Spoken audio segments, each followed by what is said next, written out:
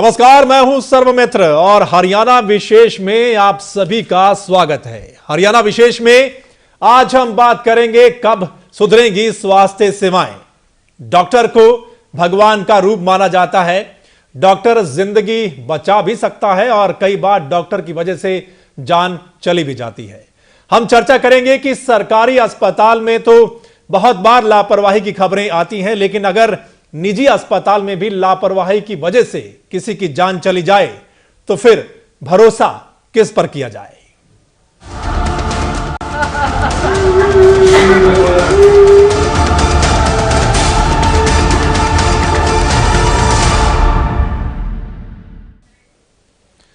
छह दिसंबर को पानीपत के एक निजी अस्पताल में डॉक्टर्स की लापरवाही की वजह से अंजू बत्रा नाम की महिला की जान चली गई। अंजू के परिजनों के मुताबिक ऑपरेशन के जरिए बच्चा हुआ, लेकिन ऑपरेशन के ही दौरान डॉक्टरों की लापरवाही की वजह से अंजू बत्रा की नस कट गई, जिससे अंजू की मौत हो गई।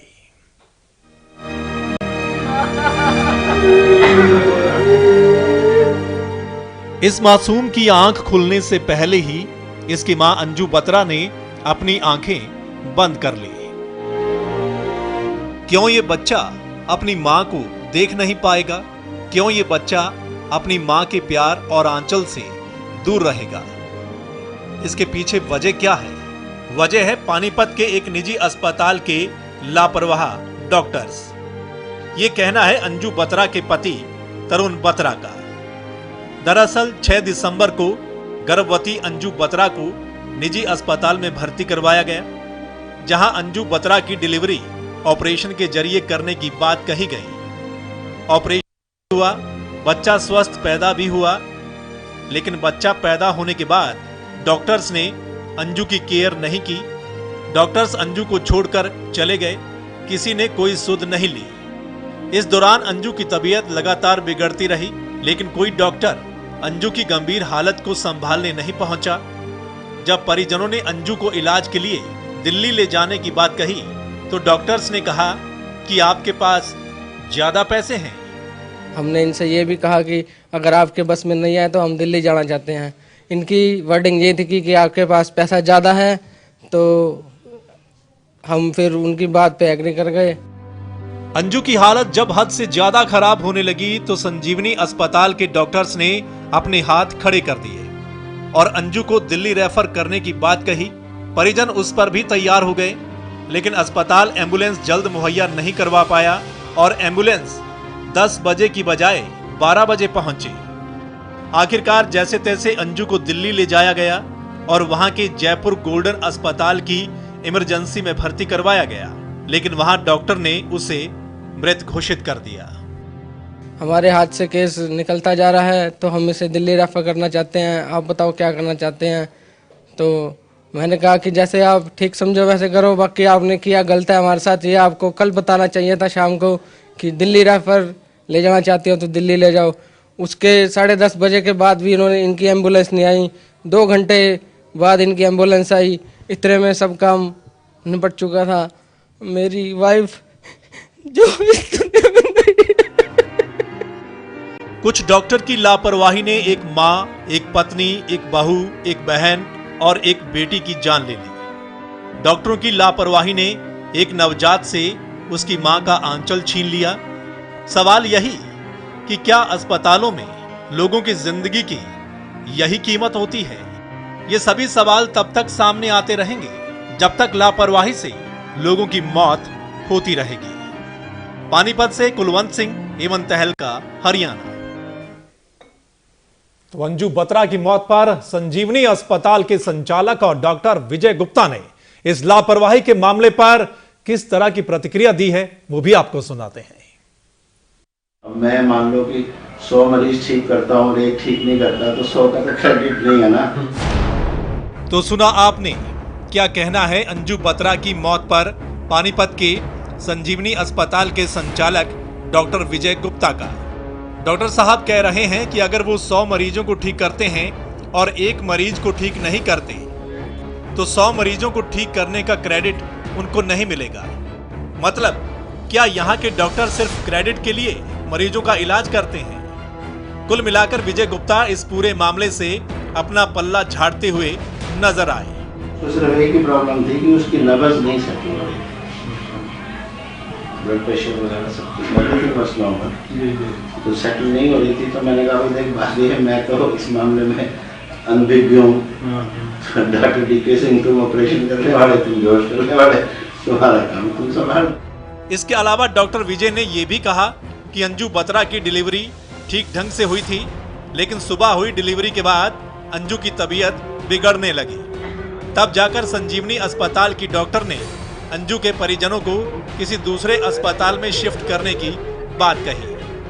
वो 12:30-1 बजे तक बिल्कुल ठीक रही। एक बार उसको थोड़ा सा BP ड्रॉप हुआ, वो 10 मिनट में ठीक हो गया। 1 बजे के करीब उसकी नब्ज बढ़ने लगी। 4:30-5 बजे के करीब 1-1.5 बजे देख कर गए, पहले चलिए दवाई देते हैं, इससे सेटल हो जाएगी सब, बाकी सब कुछ BP सब सेटल था।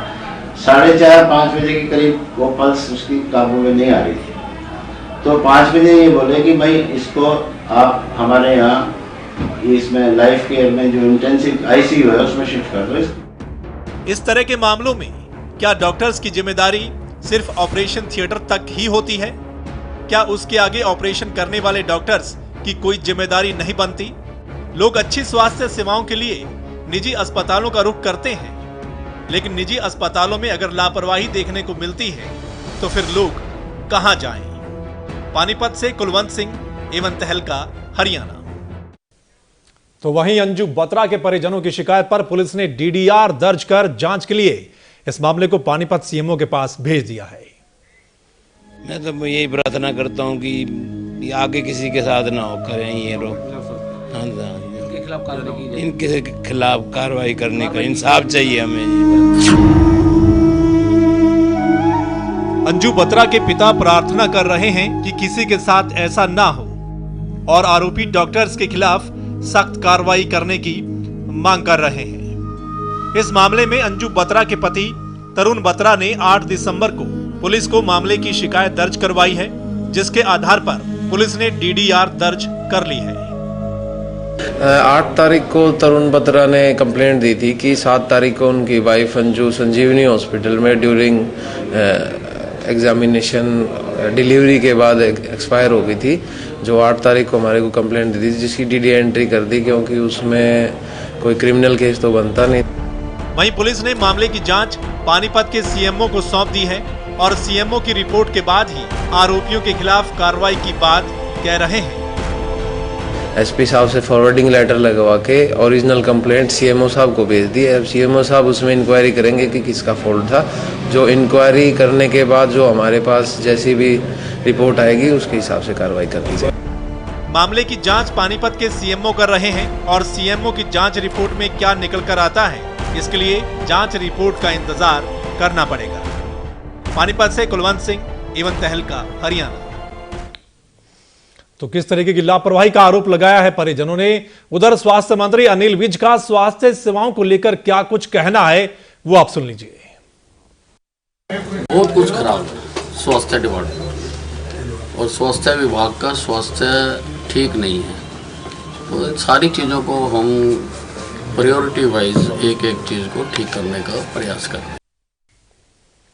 अनिल विज जब से स्वास्थ्य मंत्री बने हैं उन्होंने छापेमारी की है और कुछ डॉक्टर्स को सस्पेंड भी किया है।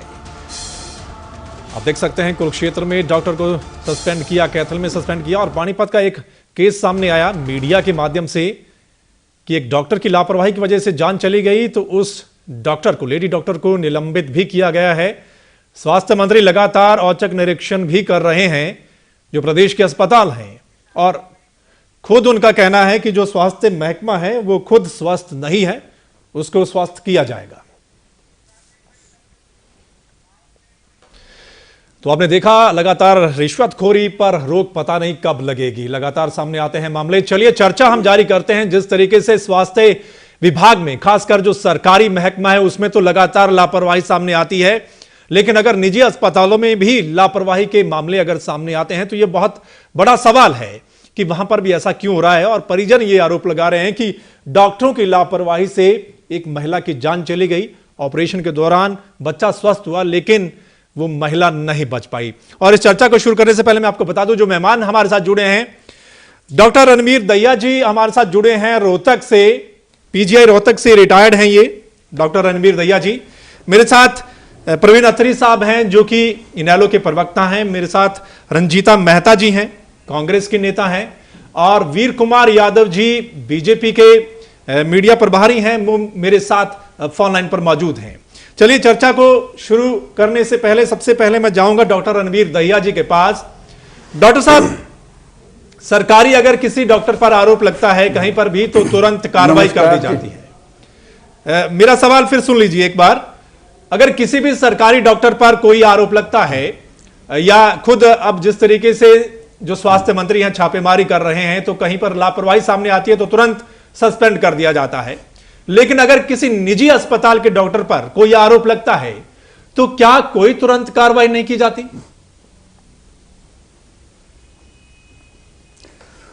नहीं, मेरे हिसाब से तो दोनों ही केसेस में जो है प्रॉपर इंक्वायरी करके ही सस्पेंशन की तरफ जाना चाहिए जी, क्योंकि चाहे वो प्राइवेट है चाहे सरकारी है, उसमें जब तक कि एक्सपर्ट की ओपिनियन नहीं आती तब तक कई बार ये बड़ा मुश्किल होता है कि लापरवाही है या वो कॉम्प्लिकेशन थी, क्योंकि लापरवाही की डेफिनेशन भी जो है बहुत क्लियर होनी चाहिए, क्योंकि मैं समझता हूँ बहुत से केसेस में कॉम्प्लिकेशन होती है और कॉम्प्लिकेशन कोई लापरवाही मान लिया जाता है, और कॉम्प्लिकेशन वो है जो लिटरेचर में मौजूद है कि मैंने कोई ऑपरेशन किया और उसके बाद कोई चीज लिटरेचर में अगर ये कहते हैं कि भाई ये 6 कॉम्प्लिकेशन हो सकती हैं, अगर उनमें से कोई कॉम्प्लिकेशन हुई है तो वो लापरवाही में नहीं गिनी जाएगी, लेकिन मरीज के रिश्तेदारों को लगता है कि ये लापरवाही हुई। हाँ, ये जरूर है कि कॉम्प्लिकेशन होने के बाद अगर उस कॉम्प्लिकेशन को रिकॉग्नाइज टाइम पे ना किया जाए और उसका इलाज ठीक टाइम पे ना हो, फिर वो उस लापरवाही की कैटेगरी में आ सकता है। और दोनों केसेस में मुझे लगता है कि इंक्वायरी तो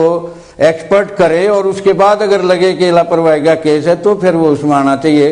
बाकी इसकी ज्यादा कानूनी प्रक्रिया क्या है वो तो मेरे ख्याल में कानून विधि बता सकते हैं, लेकिन जहां तक मेरा अनुभव है मैं ये समझता हूँ कि प्रॉपर इंक्वायरी और उसके बाद फिर वो चाहे सरकारी है चाहे वो है उसमें फिर जो भी एक्शन बनता है वो लिया जाए। आमतौर पर एक्शन लंबा हो जाता है और लिया नहीं जाता या कोई ना कोई बीच में ऐसी चीज आ जाती है, बिल्कुल, उस तो पर ये ध्यान रखा जाए। और दूसरी बात मैं कहना चाहता हूँ कि आज मरीज और डॉक्टर आमने सामने खड़े हो गए हैं, मरीज और नर्स आमने सामने खड़े कर दिए गए हैं जी। मैं इसमें ये कहना चाहता हूँ कि ज्यादातर केसेस में ये कि हमारा जो ढांचा है उसकी जो कमजोरियां हैं जी, जैसे उदाहरण के लिए कहूं कि भाई मान लिया पीजीआईएमएस में 3040 नर्सिस की जरूरत है और 800 नर्सिस काम कर रही हैं जी, तो जो मरीज है वो तो तवक्को करेगा कि मेरे मरीज की नर्सिंग पूरी तरह से हो, लेकिन अगर 800 नर्सिस जो है वो 3000 नर्सिस का काम करेंगी तो मरीज और नर्सिस के बीच में तो कहा सुनी की या मतलब इस तरह की घटनाएं होने की गुंजाइश बढ़ेगी। तो अगर वो 3000 नर्सिस जब तक नहीं होती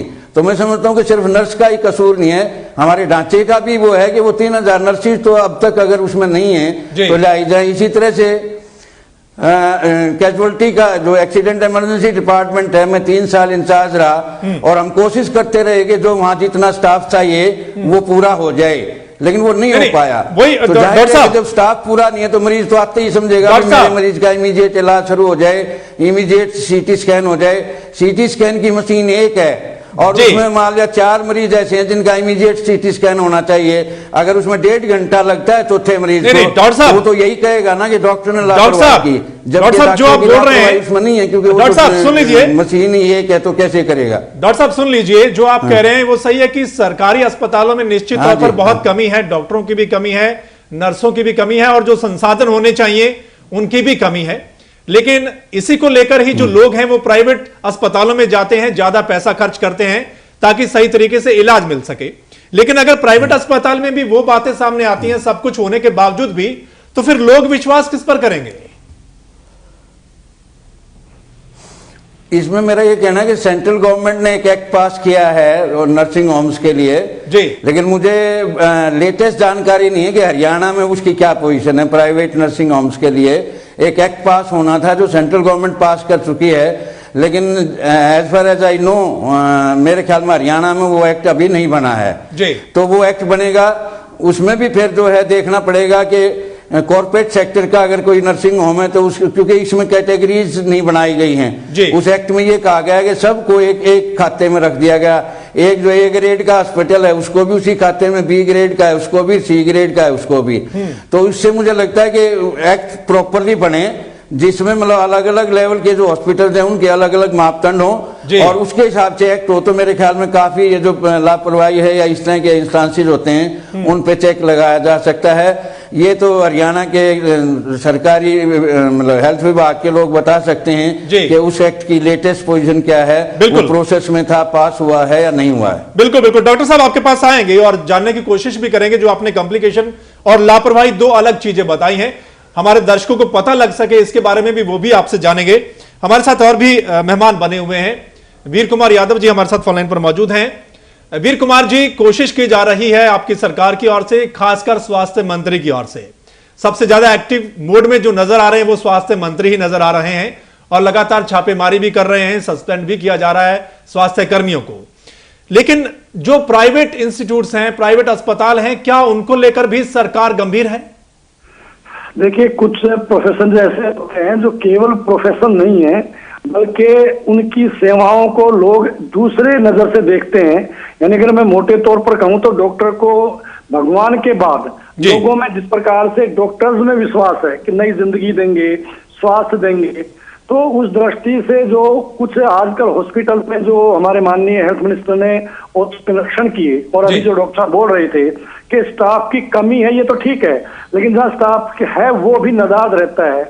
जहाँ जिस प्रकार से हॉस्पिटल्स में दवाइयों की कमी है, केवल अधिकांश हॉस्पिटल रेफर हॉस्पिटल बन गए पर्चियों पर कि उनको वहां रेफर कर दिया, वहां रेफर कर दिया। तो ये ठीक है कि मूलभूत सुविधाओं में उनमें कमियां जो उनको ठीक किया जाए, और इसीलिए यानी कि सस्ता इलाज यानी महंगा इलाज होने के बावजूद भी लोग प्राइवेट हॉस्पिटल में जाते हैं। लेकिन जैसे एक्ट एक ही है, यानी हर हॉस्पिटल के ऊपर एक जैसी यानी एक्ट लागू होता है, और लापरवाही एक बात है, नोइंगली लापरवाही करना।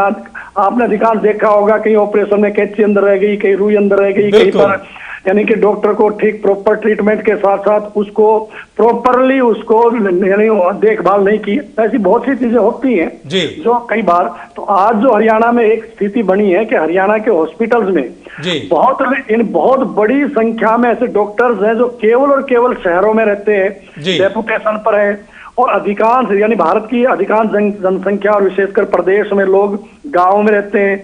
गाँव की हॉस्पिटल्स में डॉक्टर्स नहीं है, और जो अपॉइंटेड है वो भी नहीं है, वो ऑन डेपुटेशन चले गए हैं, और उनके ऊपर जो प्रॉपर इक्विपमेंट चाहिए, जो इंफ्रास्ट्रक्चर चाहिए वो नहीं है। तो उस दिशा में सरकार गंभीर है, वही प्रयास किए जा रहे हैं कि जो मिनिमम साधन है उनसे मैक्सिमम सुविधाएं कैसे दी जाएं, और मरीज को कहते हैं डॉक्टर के प्रति विश्वास अगर कायम हो जाता है तो आधी बीमारी समाप्त हो जाती है। बिल्कुल। तो उस प्रकार के प्रयास सरकार कर रही है, विशेष तौर पर हमारे माननीय स्वास्थ्य मंत्री जी कर रहे हैं। जी बिल्कुल। परवीन अत्री साहब आपके पास आते हैं। अत्री साहब, जैसा मैंने पहले भी कहा कि सरकारी डॉक्टर पर अगर लापरवाही का आरोप लगता है तो तुरंत कार्रवाई सस्पेंड कर दिया जाता है, जांच बिठा दी जाती है। लेकिन प्राइवेट डॉक्टर पर अगर लापरवाही है तो वो अपना काम करता रहता है, डॉक्टर कोई सस्पेंड नहीं है, और जांच एक सौंप दी, जिस तरीके से हमारे एसएचओ साहब कह रहे हैं कि जांच दे दी है, सीएमओ साहब जांच करेंगे, उसके बाद क्या रिपोर्ट आती है फिर कार्रवाई करेंगे। पता नहीं वो कब कितना लंबा खिंच जाएगा, जैसे हमारे डॉक्टर साहब भी कह रहे हैं। तो क्या उससे पहले उस डॉक्टर पर कोई एक्शन नहीं कि आप करते रहिए अपना काम?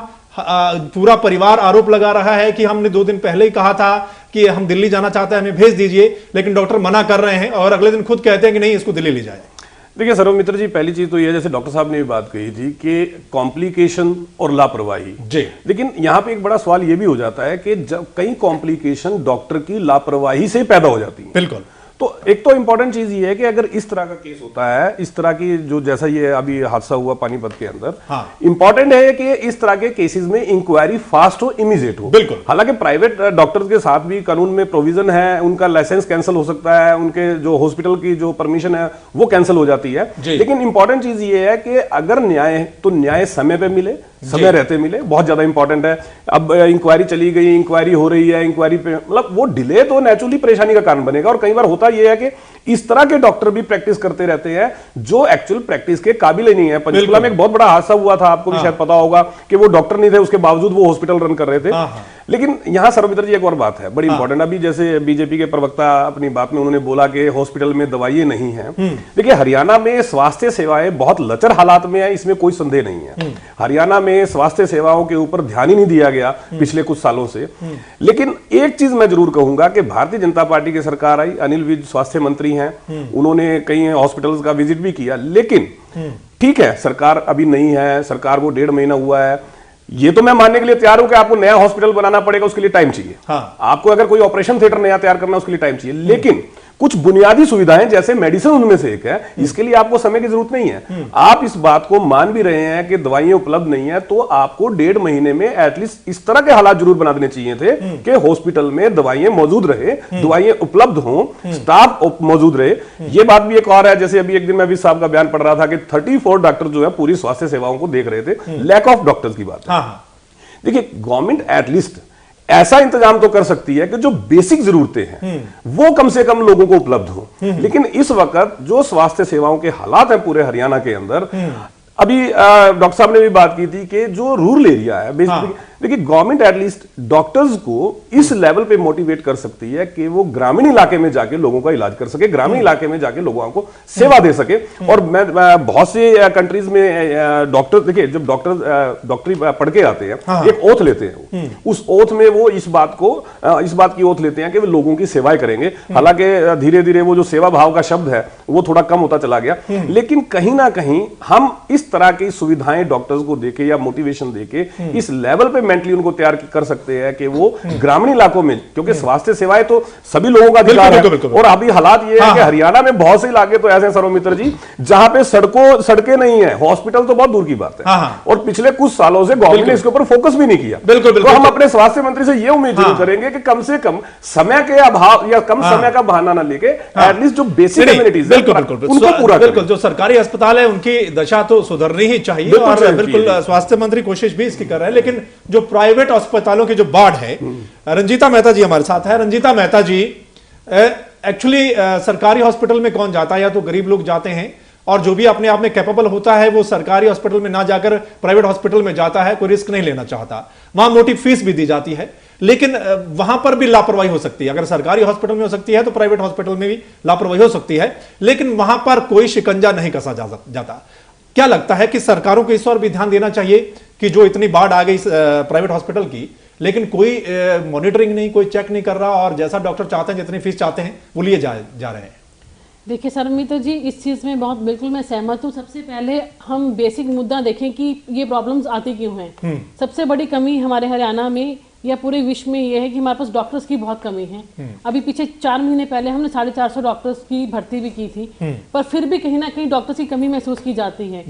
लोग जो डॉक्टर्स हैं वो प्राइवेट नौकरी ज्यादा पसंद करते हैं इंस्टेड ऑफ सरकारी नौकरी। एक तो सरकारी नौकरी में उनको केस साइजेस ज्यादा हैंडल करने पड़ते हैं, सिरदर्दी ज्यादा होती है, और उनको सैलरी हाफ मिलती है जो कि वो प्राइवेट में लेते हैं। तो मेरा ये मानना है कि इसीलिए हमारी कांग्रेस सरकार ने ये प्रस्ताव रखा था कि उनको पंजाब पे स्केल दिया गया, बिकॉज पंजाब में डबल ऑफ द सैलरी है। जितनी सैलरी हरियाणा में है उससे डबल सैलरी डॉक्टर्स को पंजाब में मिलती है। तो अगर कहीं ना कहीं ये लागू किया जाता तो उनको कहीं ना कहीं मोटिवेशन। 10 साल आपकी सरकार रही, आप कर सकते थे। देखिए हमने प्रपोजल इसीलिए दिया था कि हम अपनी 1 नवंबर से करने जा रहे थे पंजाब पे स्केल के ऊपर, जिसके ऊपर आते ही नई सरकार ने रोक लगा दी। नहीं रंजीता जी, इसका मतलब जो पहले 10 साल थे, जो आपका टेन्योर था, उसमें नहीं आप चाहते थे लोगों को स्वास्थ्य सेवाएं मिले, डॉक्टर्स अवेलेबल हो, आप तभी ये काम कर देते। हमने इसीलिए गवर्नमेंट आई लोगों को इसीलिए मेडिकल अत्रे जी, टीम बी जी, हमने इसीलिए ही बहुत सारे ऐसा है रंजीता जी। देखिए इस बात में आप 10 साल सरकार में रहे, आप अगर चाहते थे कि लोगों को बेहतर स्वास्थ्य सेवाएं मिले, आप जैसा कह रहे हैं आप चाहते थे कि डॉक्टर्स अवेलेबल रहे, तो आपने पहले दिन से ऐसा क्यों नहीं कर दिया? इसीलिए हरियाणा में जब आपको ये फीलिंग आनी शुरू हो गई कि हरियाणा में आपकी कारगुजारियों की वजह से लोग आपसे नाराज हैं, तब आपने ऐसा करने की सोची। आप पहले 10 साल के स्टार्टिंग पीरियड में कर देते ये काम, तो ये तो लोगों की बेसिक जरूरत है। मैं आपको सर, जब हमें हरियाणा सौंपा गया था 2005 में, तब हरियाणा का बजट कितना था और हमारे टाइम में कितना आया, तो हर चीज टाइम लगता है। एक काम करें, आप इस बात को मानिए कि आपको जो उस पर नहीं जाएंगे जी, हमने और ये सभी सरकारों को सोचना होगा। हमने मेडिकल कॉलेजेस खोले हैं, नए कॉलेजेस बनाए हैं, 5-6 नए मेडिकल कॉलेजेस हमने हरियाणा में लेके आए हैं। हम रेगुलर डॉक्टर्स की भर्ती कर रहे हैं, उसके ये 5-6 बावजूद मेडिकल कॉलेज कहाँ खोले हैं आपने? सर फरीदाबाद में हमने मेडिकल कॉलेज खोला है, भिवानी में मैं ऑलरेडी प्रपोज कर चुकी हूँ। आपने जो खोले, आप जो रनिंग कंडीशन में है, काम कर रहे हैं, आपकी सरकार में जिन्होंने काम करना शुरू कर दिया है, वो 5-6 कॉलेज कौन कौन से हैं? अत्रे जी, फरीदाबाद में हमने आप एक बात को मानिए कि आपने केवल एजुकेशन के नाम पे, नए कॉलेजेस के नाम पे हरियाणा की जनता को बरगलाया है। जैसे आपने राजीव गांधी एजुकेशन सिटी के नाम पे कौन से मेडिकल कॉलेजेस सच्चाई से चलिए उस पर नहीं जाएंगे रंजीता मेहता जी, चलिए वो भी बात करेंगे। डॉक्टर साहब, डॉक्टर रणवीर दहिया जी आपके पास आता हूं। डॉक्टर साहब, हम किसी भी शहर में जाते हैं तो हर चौथी पांचवी जो दुकान होती है, एक बड़ा सारा हॉस्पिटल हमें दिखाई देता है। प्राइवेट अस्पताल जो है उनकी बाढ़ है, हर शहर में बाढ़ आई हुई है और डॉक्टर मनमानी फीस हासिल करते हैं, वहां कोई बोलता भी नहीं है। क्या लगता है आपको कि सरकार को इस और भी ध्यान देना चाहिए कि कौन सा प्राइवेट अस्पताल सही तरीके से सेवाएं दे रहा है, किस पर आरोप लगते हैं, और अगर आरोप लगते हैं तो कार्रवाई की जानी चाहिए, या फीस को लेकर भी थोड़ा ध्यान देना चाहिए सरकार को? मैं ऐसा समझता हूं कि हेल्थ जो है, लोगों का स्वास्थ्य जो है वो सेवा का एजेंडा न रहे।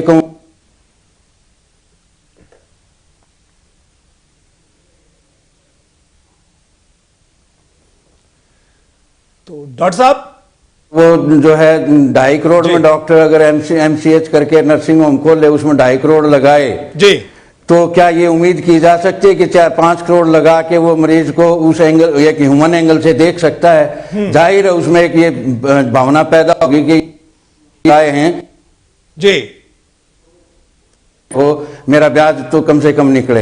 हाँ। तो वो सारी चीजें, फिर और प्रिस्क्रिप्शन भी आता है उसमें, और ऑपरेशन भी आते हैं, मतलब वो इरेशनल, मतलब वो भी आती हैं चीजें, ये सारी चीजें उसमें फिर शामिल हो जाती हैं जी। तो मैं कहता हूं कि ये जो व्यापारीकरण है, ये जो कमर्शलाइजेशन है हेल्थ का, एजुकेशन का भी और हेल्थ का भी जैसे हुआ है, और इसी वजह से सरकारी ढांचों में तो मतलब वैसे मतलब वो कमियां हैं, और प्राइवेट में जो ये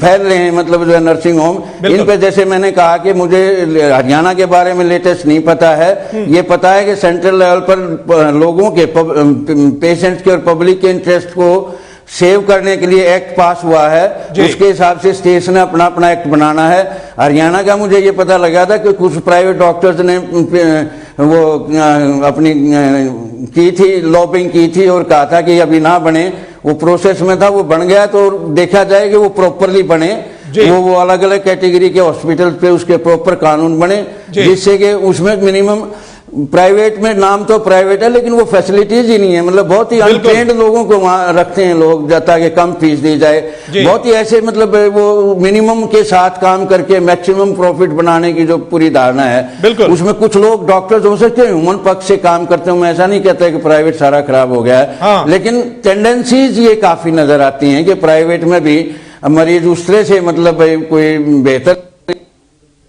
बिल्कुल बिल्कुल बिल्कुल डॉक्टर साहब, आपकी आवाज कट रही है, हम दोबारा आपके पास आएंगे। तो यहां पर जरूरत है सरकार को, जो प्राइवेट हॉस्पिटल है, जो डॉक्टर हैं, उन पर भी निगरानी होनी चाहिए कि कौन सा हॉस्पिटल सही तरीके से सेवाएं दे रहा है, कौन सा डॉक्टर सही तरीके से सेवाएं दे रहा है, और खासकर जो फीस मोटी हासिल की जाती है, लोगों से ली जाती है, उस पर भी थोड़ा कंट्रोल करने की जरूरत है। चर्चा जारी रखेंगे। यहां वक्त तो चला एक छोटे से ब्रेक का, जल्द वापस लौटते हैं।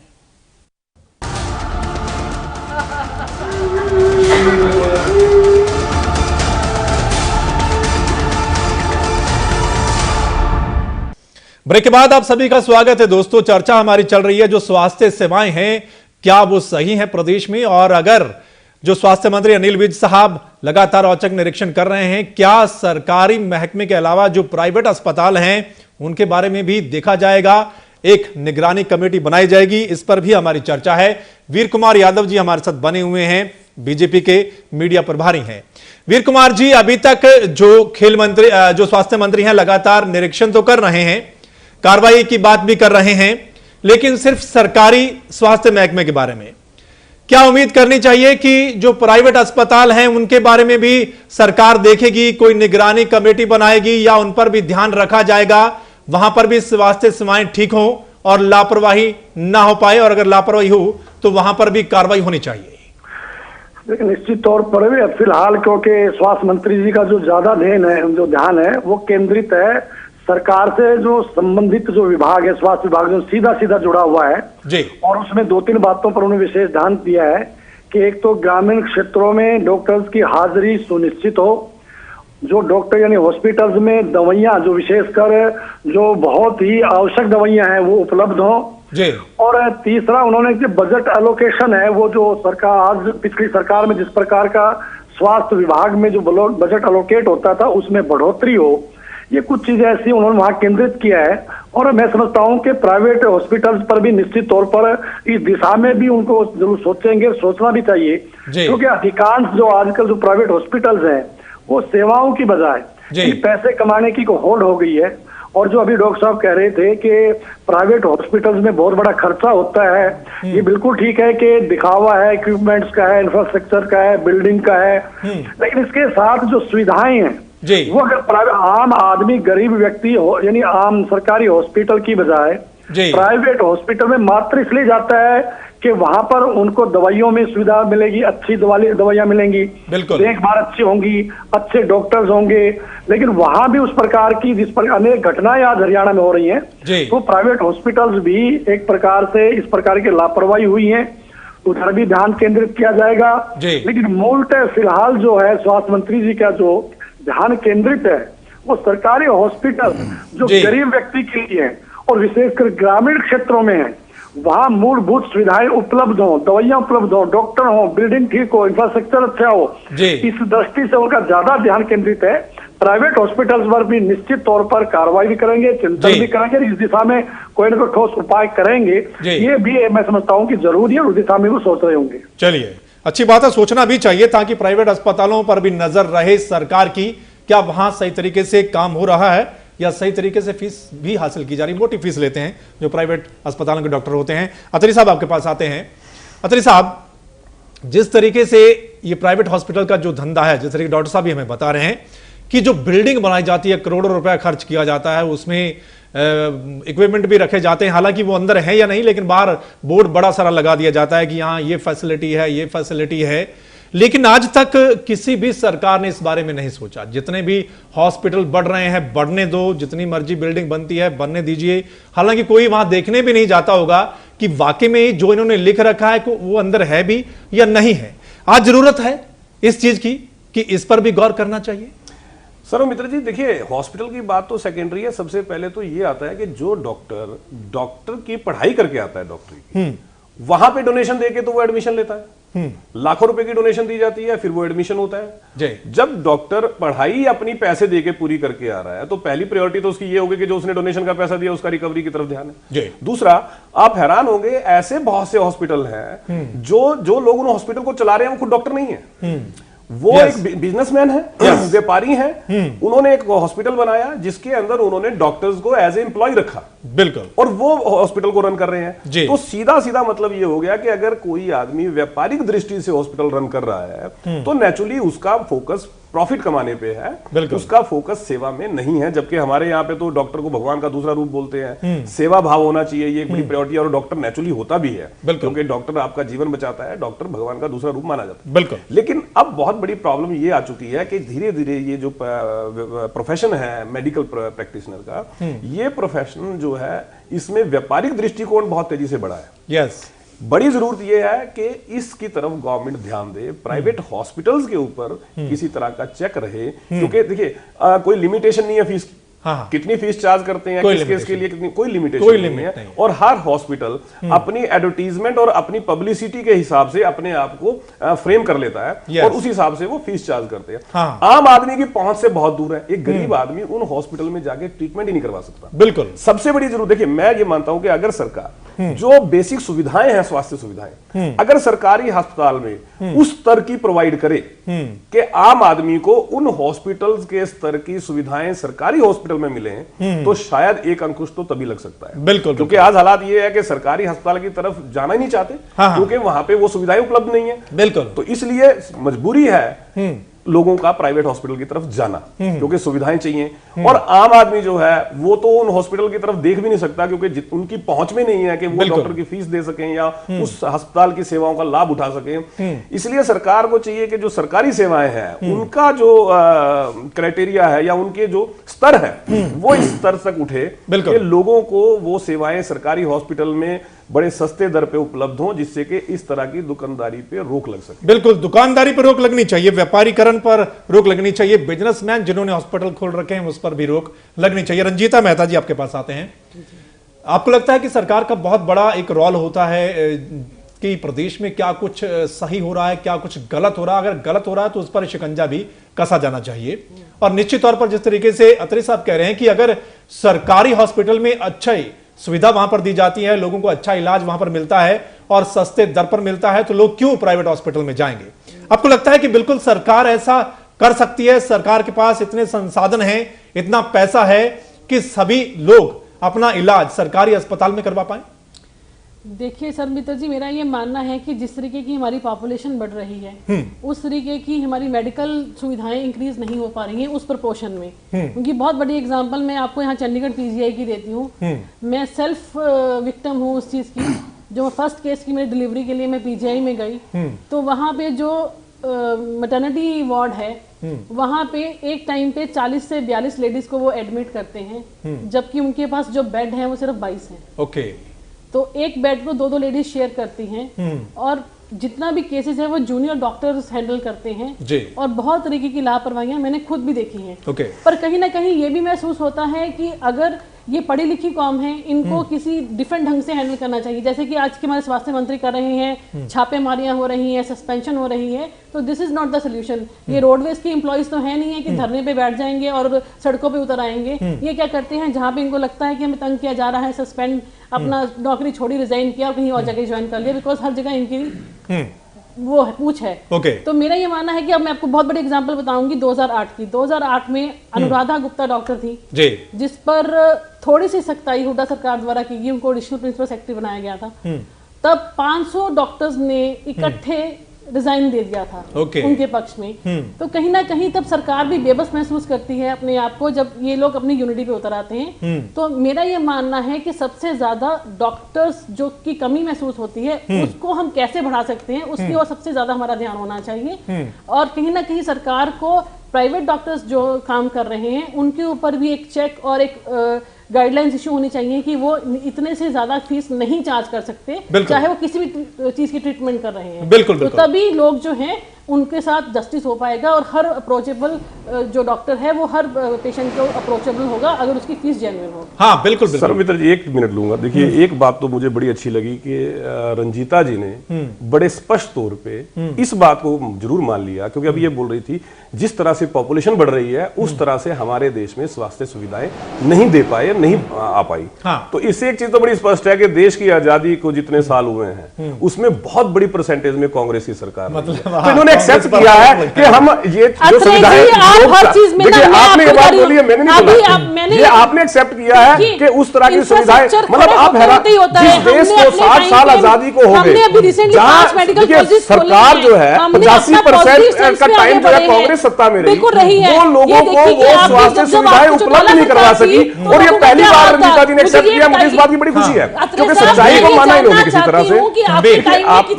देखिए ऐसे मैं ये बात करूं, मैं आपको देखिए आपने ये बात, मैंने तो रंजीता जी केवल आपकी बात पे कहा, आपने इस बात को बोला, आप मुझे आपने बात माना कि नहीं माना? पॉजिटिव बहुत कोशिश नहीं, आपने ये कहा कि हम, आपने कहा पॉपुलेशन के हिसाब से नहीं, हमारा मुद्दा कुछ और है। रंजीता जी, अत्री साहब बिल्कुल चलिए, नहीं अच्छी बात है कि सरकार ने अगर ध्यान देती तो निश्चित तौर पर सरकारी अस्पतालों की दशा सुधर सकती थी यहां पर, और अभी भी अगर कोशिश की जाए तो यह सब हो सकता है। डॉक्टर रणवीर दहिया जी आपके पास आता हूं। दहिया साहब, आपने भी कहा और अत्री साहब भी कह रहे थे कि ये जो व्यापारीकरण हो गया है इस पेशे का, खास कर जिस तरीके से प्राइवेट अस्पताल खोले जा रहे हैं, आप भी कह रहे हैं कि करोड़ों रुपया लगाया जाता है, और यहां पर अत्री साहब भी कह रहे हैं कि कई अस्पताल तो ऐसे हैं वो खुद डॉक्टर नहीं है, वहां पर जो संचालक हैं, एक बिजनेसमैन हॉस्पिटल खोलता है, वहां डॉक्टर रखे जाते हैं और मकसद वही होता है कि पैसा कमाया जाए। आपसे जानना चाहते हैं क्या इस पर रोक लग सकती है कि व्यापारीकरण ना करके सही तरीके से सुविधा लोगों तक पहुंच पाए? मैं समझता हूं कि प्राइमरी हेल्थ सेंटर्स को और ये सीएचसीज को, मतलब सेकेंडरी हेल्थ केयर सिस्टम जो हमारा सरकारी है, उसको स्ट्रेंथन करके ही हम टर्सरी लेवल तक, मेडिकल कॉलेज तक जो है सुविधाएं बहुत अच्छी दे सकते हैं। और इसको पॉलिटिकली ना लिया जाए। मैं कहना चाहता हूं कि मुख्यमंत्री मुफ्त इलाज योजना एक शुरू हुई थी, जो इलेक्शन के अनाउंस होने से साल पहले अनाउंस की गई थी। मैंने वो पढ़ी है, हालांकि वो इम्प्लीमेंट नहीं हुई उस तरह से जिस तरह से होनी चाहिए थी, जिस स्पिरिट में। लेकिन अगर वो लेटर एंड स्पिरिट में उसकी कमियां दूर करते हुए अगर उसको किया जाए, तो मेरा अनुमान ये है कि 60% पेशेंट जो हॉस्पिटल में आता है, पीजीएमएस का मैं कह सकता हूं, बाकी में भी, तो उसको तो एक सुई भी खरीदने की जरूरत नहीं है, सारा अस्पताल से दिया जा सकता है। वो ऐसा प्रोविजन है उसमें, लेकिन उसको नियत नहीं है उसको लागू करने की। पिछले एक साल में भी, जब वो इलेक्शन से पहले भी उस नियत के साथ वो लागू नहीं की गई। और अब मुझे नहीं पता कि अब उसके बारे में क्या सोचा जा रहा है। एक तो मैं ये कहना चाहता हूं कि उसको देखा जाए, अगर वो लगता है कि उसको पॉलिटिकल कंटेक्स्ट में ना देखा जाए, अगर वास्तव में गरीब मरीजों का उसमें प्रावधान है, मेरे हिसाब से है, एक तो उसको लागू लेटर एंड स्पिरिट में किया जाए। दूसरा मैं कह रहा हूं कि ये जो डॉक्टर्स की कमी है, ये गवर्नमेंट ऑफ इंडिया की वो है कि एक कम्युनिटी हेल्थ सेंटर में एक सर्जन होना चाहिए, एक फिजिशियन, एक पेडिट्रिशियन और एक गायनिकोलॉजिस्ट। मेरा अपना अंदाजा ये कहता है कि 25 तो सीएचसी हैं ही नहीं जो होनी चाहिए थी, जितनी आज तक चाहिए थी। और जो हैं उनमें 4 डॉक्टर किसी सीएचसी में हो सकता है मेरी जानकारी में ना हो, लेकिन मैं ये दावे के साथ कहना चाह सकता हूं कि 10 भी सीएचसी ऐसी बता दी जाए कि 4 ये डॉक्टर स्पेशलिस्ट उनमें हैं, तो मैं मानूंगा कि मतलब एक बड़ी बात है। जबकि 107 सीएचसी हैं आज के दिन हमारे पास। मुझे नहीं लगता है 10 से 15 में भी ऐसे 4 के 4 डॉक्टर हैं। तो मतलब वो बात वही आ जाती है, सारा लोड फिर अगर मेडिकल कॉलेज पे आना है या सिविल हॉस्पिटल जिले पे आना है, तो जाहिर है वो नहीं देखा। जो मरीज वहीं निपटाया जा सकता है प्राइमरी हेल्थ सेंटर पे, कम्युनिटी हेल्थ सेंटर पे, उसके जिले पे आने की क्या जरूरत है। एक मरीज अम्बाड़ा से सारे डॉक्टरों को फेल करके आया, वहां से इलाज करवाने मेडिकल में आया, मैंने उसको भी 2 मिनट दिए। और जो यहाँ वैसे पेट में दर्द लेके आया, जो सीएचसी में इलाज हो सकता था, उसको भी मैं 2 मिनट दे रहा हूँ। जाहिर है जिनको ज्यादा टाइम चाहिए, फिर उन मरीजों को टर्सरी लेवल पे टाइम कम मिल पाता है उतना, और इसलिए वो समझता है कि मेरा तो नहीं हुआ। करें क्या, जब वो सारा ही मतलब लोड इस तरह से आ जाएगा, तो मैं कहता हूँ कि सरकारी उसमें बजट बढ़ा के इनको स्ट्रेंथन करके गरीबों का और मतलब बहुत अच्छा इलाज किया जा सकता है। प्राइवेट पे जो है हमें अंकुश लगाने की जरूरत है, और प्रिस्क्रिप्शन बहुत है। ये सिरसा की तरफ अगर देखें, मुझे ज्यादा सर्वे तो नहीं पता, लेकिन कहते हैं कि बच्चादानी के ऑपरेशन बहुत हुए हैं, और मजाक में कहा जाता है कि उड़े तो बच्चादानी रहे नहीं रही किसी महिला के, जो है वो छोटा सा ब्लीडिंग हो ही नहीं रहा, तेरी तो बच्चादानी काटनी है। तो मतलब इस तरह की और प्रिस्क्रिप्शन की बहुत से एग्जांपल मिल जाते हैं, तो उन पे चेक लगना चाहिए, सरकारी ढांचे को स्ट्रेंथन करना चाहिए। और अर्जेंटली मैं दो चीज और कहना चाहता हूँ। एक तो सिरसा में ये एचसीवी का बहुत ही प्रकोप महामारी फैली हुई है, वहां का इलाज मुफ्त मेडिकल कॉलेज में होता है, लेकिन सिरसे से चाल के और यहाँ इलाज मुफ्त कराने के लिए तो किराया भी नहीं है वहां जिन लोगों को ये बीमारी है। तो सिरसे में ही कोई इंतजाम किया जाए उसके मुफ्त इलाज का। वो एचसीवी हेपेटाइटिस सी की जो बीमारी फैलती जा रही है। दूसरा, कीटनाशक जो दवाएं थी, उन्होंने बड़े पैमाने पर प्रदूषण पैदा किया है। पीजीएमएस में अब तक वो मशीन नहीं है जिससे कीटनाशक दवाइयों का मनुष्य के शरीर में एस्टिमेशन किया जा सके। दूसरी इमीडिएट प्रार्थना यह है कि वो मशीन लगाई जाए, ताकि हम बहुत सी बीमारियां आज कीटनाशक दवाइयों के कारण से भी हैं जिनका हम इलाज ही नहीं कर पा रहे, क्योंकि उनके टेस्ट की सुविधा यहाँ नहीं है। बिल्कुल। तो अभी 2 चीजें और मैं कहना चाहता हूं। बिल्कुल, अभी बहुत सारी कमियां हैं। अगर सरकारी अस्पतालों में सुविधा मिले तो लोग क्यों जाएं, इतना पैसा खर्च क्यों करें, प्राइवेट हॉस्पिटल में क्यों जाएं। वीर कुमार यादव जी आपके पास आ जाते हैं। वीर कुमार यादव जी, एक तो जिस तरीके से स्पेशलिस्ट नहीं है डॉक्टर, जो भी जितने भी सीएचसी हैं, डॉक्टर साहब हमारे दैया साहब कह रहे हैं कि स्पेशलिस्ट नहीं है। अगर स्पेशलिस्ट मिल जाए तो लोग क्यों प्राइवेट अस्पताल में जाएं। दूसरा, जिस तरीके से स्वास्थ्य मंत्री छापामारी कर रहे हैं सरकारी अस्पतालों में, तो डॉक्टर अलर्ट हो गए हैं, स्वास्थ्य कर्मी अलर्ट हो गए हैं कि कभी भी स्वास्थ्य मंत्री आ सकते हैं, तो कुल मिलाकर सुधार होना शुरू हो गया। लेकिन क्या स्वास्थ्य मंत्री किसी प्राइवेट हॉस्पिटल में भी छापेमारी करेंगे और वहां पर भी कोशिश की जाएगी कि जो सुविधाएं इन्होंने लिख रखी हैं क्या वाकई में वहां पर उपलब्ध हैं, या सिर्फ बोर्ड लगा रखा है? देखिए सौमित्र जी, एक बात आरोप प्रत्यारोप की दृष्टि से मैं नहीं कह रहा, लेकिन सच्चाई ये है कि पिछले कुछ सालों से और जिस प्रकार से मूलभूत सुविधाएं हैं, चाहे वो शिक्षा है, स्वास्थ्य है, पानी है, बिजली है, यानी उनके संबंध में जो गत कुछ वर्षों से पिछली सरकारों में जो लचर रवैया हुआ, ढीला रवैया रहा, वही एक कारण है कि यानी कि प्राइवेट जो है वो बिजनेस फले फूले हैं। और उसी दृष्टि से जो सरकारी तंत्र है वो नीचा हुआ है, ढीला ढाला हुआ है। तो मैं समझता हूं कि जो प्राइवेट हॉस्पिटल्स हैं वो ना केवल महंगे हैं बल्कि एक कंपटीशन उनमें भी है, और वो दिखावे का, बिल्डिंग का दिखावा है, इक्विपमेंट्स का दिखावा है, बेड कितने हैं, वहां भी दवाइयां जिस दृष्टि से मिलनी चाहिए तो सस्ता इलाज संभव नहीं है, उपलब्ध नहीं है। इसलिए मैं समझता हूं प्राइवेट हॉस्पिटल्स पर अंकुश लगे, चेक एंड बैलेंस हो, निगरानी हो। लेकिन जब तक हम सरकारी हॉस्पिटल का स्वास्थ्य ठीक नहीं करेंगे, सरकारी हॉस्पिटल, क्योंकि देश की प्रदेश की जो बहुत बड़ी प्रतिशत जो जनता है, जो मरीज है, वो सरकारी हॉस्पिटल में जाएंगे, प्राइवेट में जा नहीं सकते। बिल्कुल, इसलिए वहां चेक एंड बैलेंस होना ही चाहिए, निगरानी होनी चाहिए, पर शिकंजा होना ही चाहिए। लेकिन जब तक हम सरकारी हॉस्पिटल का स्वास्थ्य ठीक नहीं करेंगे, सरकारी हॉस्पिटल में मूलभूत सुविधाएं, दवाई है, डॉक्टर है, बिल्डिंग है, इक्विपमेंट्स है, इंफ्रास्ट्रक्चर है, वो जब तक उपलब्ध नहीं कराएंगे, डॉक्टर्स की हाजिरी सुनिश्चित नहीं करेंगे, जो आम डॉक्टर मेंटेलिटी होगी कि शहर की ओर भाग रहा है, ग्रामीण हॉस्पिटल को छोड़ रहा है, मरीज पर कम ध्यान दे रहा है, यानी सरकारी भी डॉक्टर ज्यादा प्राइवेट प्रैक्टिस करता है, हॉस्पिटल में आता है, और उसकी मेंटेलिटी हो गई पैसा कमाने की, उस पर जब तक हम कुछ नहीं लगेगा, मैं समझता हूं कि आम जनता को राहत नहीं मिलेगी। बिल्कुल बिल्कुल, बहुत जरूरी है यहाँ पर स्वास्थ्य सेवाओं के ऊपर ध्यान देना, खासकर सरकारी पर भी, और जो प्राइवेट अस्पताल व्यापारीकरण हो रहा है, बिजनेस बनाया जा रहा है इस महकमे को, उस पर भी सरकार को ध्यान देने की जरूरत है ताकि इसको और ज्यादा बढ़ावा ना मिल पाए और फिर दोबारा कोई ऐसी घटना ना घटे जिस तरीके से अंजू बत्रा की मौत हो गई। बच्चे को जन्म दिया लेकिन बच्चे को अपना प्यार नहीं दे सकी और इस दुनिया से वो चली गई। सभी मेहमानों का बहुत बहुत शुक्रिया इस चर्चा में शामिल होने के लिए। आज इस खास चर्चा में इतना ही, लेकिन आप बने रहें वन तहलका हरियाणा के साथ।